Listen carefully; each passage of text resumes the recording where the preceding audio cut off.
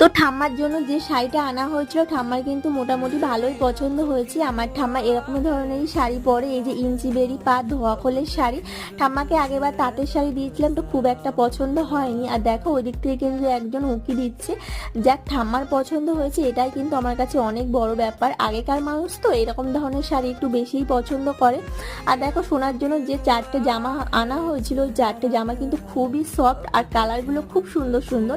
আগে যে স্যান্ডো গেঞ্জিটা দেখলে, আর যে পিঙ্ক কালারের জামাটা, এটা কিন্তু মামা দিয়েছে। আর এই যে জামাটা, এই কালারটা বিশেষ করে আমার খুবই ভালো লেগেছে। এই রকম ডিজাইনের জামা কিন্তু সোনার কাছে অলরেডি দুটো আছে, কিন্তু কালারটার জন্য আমি নিয়েছি। আমার খুবই ভালো লেগেছে জামাটা। আর এই জামাটা সোনার কিন্তু বড় হয়ে যাবে এই বছর, তো নেক্সট বছরও পরবে, তো ভালো লেগেছিল বলে নিয়েছি। আর এই জুতোটা কিন্তু হাজবেন্ডের জন্য নিয়েছি। ওকে আমি ভিডিও কল করেছিলাম, তো বলে এটাই নিতে, আর কালারটাও খুব সুন্দর, আমার তো ভালোই পছন্দ হয়েছে। তো এখনকার মতো